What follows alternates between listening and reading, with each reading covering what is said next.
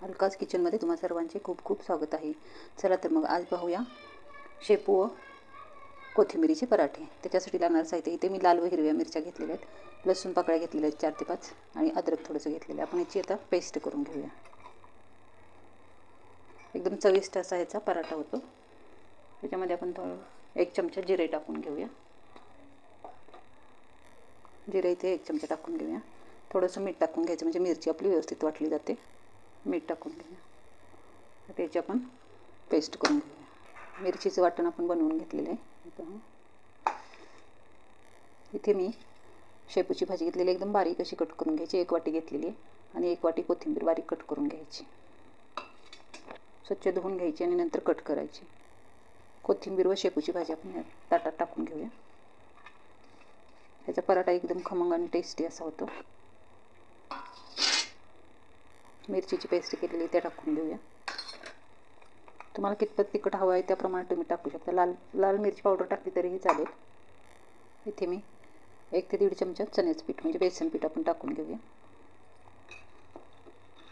नंतर इथे मी गव्हाचं पीठ घेतलेलं आहे ते टाकून घेऊया.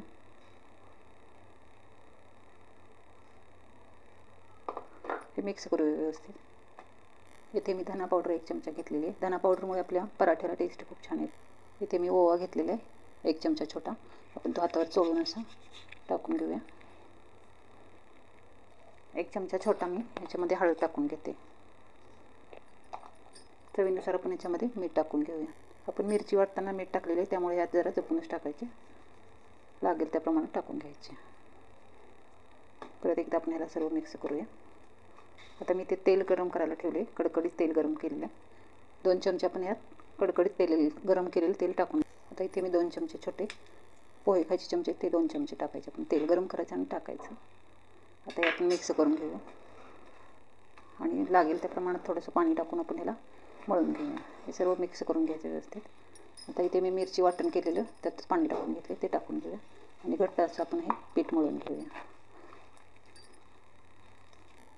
अशा प्रकारे मी ते पीठ मळून घेतलेले. शेपूची भाजी आणि कोथिंबीर जेवढी बारीक कट करता येईल तेवढी बारीक कट करायची म्हणजे आपला पराठा छान होतो. हे पहा अशा प्रकारे मी घट्ट असं पीठ मळून घेतलेले. आता आपण याचे पराठे लाटून घेऊया. हे तुम्ही दह्याबरोबर सॉसबरोबर पण खाऊ शकता. थोडे टेस्टी असे हे पराठे होतात. आता इथे मी पिठाचा छोटासा गोळा घेतलेला आहे. आता याला आपण पीठ लावून घेऊया. गव्हाच्या पिठामध्ये आपण याला थोडंसं बुडवून घ्यायचं. आता आपण पराठा लाटून घेऊया. जास्ती पातळ पण करायचं नाही, जास्ती जाड पण करायचं नाही. पराठा मीडियम साईजचा पराठा करायचा. हा तुम्ही दह्याबरोबर सॉसबरोबर खाऊ शकता. खूप टेस्टी असा हा शेपू व कोथिंबिरीचा पराठा लागतो. तुम्ही नक्की ट्राय करून पहा. ह्याच्यामध्ये तुम्ही तीळ पण टाकू शकता. 1 चमचाभर तीळ टाकायचे पीठ मळताना. अशा प्रकारे मी छोटासा पराठा लाटून घेतलेला आहे. आता तव्यावर मी थोडं तेल सोडून घेते. नंतर आपण याच्यावर आपला पराठा टाकून घेऊया. खमंग असा पराठा आपण भाजून घ्यायचा. तेल सोडायचं नंतर याच्यावर पण साईडने थोडं थोडं तेल सोडूया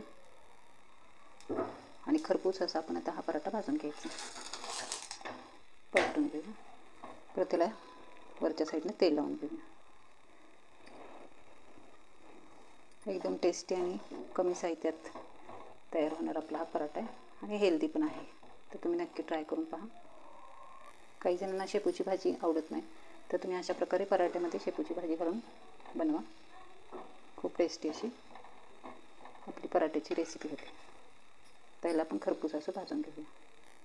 ह्याच्यामध्ये आपण 1 चमचाभर तीळ टाकले तरी चालतात, कारण थंडीच्या दिवसात तीळ हे शरीरासाठी फायद्याचेच आहे. त्यामुळे तीळ जरूर टाका. खरपूस असा आपण पराठा भाजून घेऊया. शेपूची भाजी कवळी असल्यामुळे मी यात कच्चीच टाकली आहे. लगेच वाफवली जाते ह्याच्यात पराठ्यामध्ये. तर जास्ती निब्बर भाजी वाटली तर तुम्ही ती थोडीशी शिजवून पण घेतली तरी आपण पराठ्यामध्ये टाकून त्याचा पराठा बनवू शकतो. अशा प्रकारे आपण आता हे पराठे सर्व करून घेऊया. अशा प्रकारे आता मी सर्व पराठे बनवून घेते. अशा प्रकारे आपले शेपू व कोथिंबिरीचे पराठे तयार झालेले आहेत. हे पहा एकदम मऊ असे होतात. हे तुम्ही दह्याबरोबर किंवा सॉसबरोबर खाऊ शकता. रेसिपी जर आवडली असेल तर नक्की लाईक करा, शेअर करा आणि प्लीज सबस्क्राईब करायला विसरू नका. व्हिडिओ संपूर्ण पाहिल्याबद्दल धन्यवाद. थँक्यू.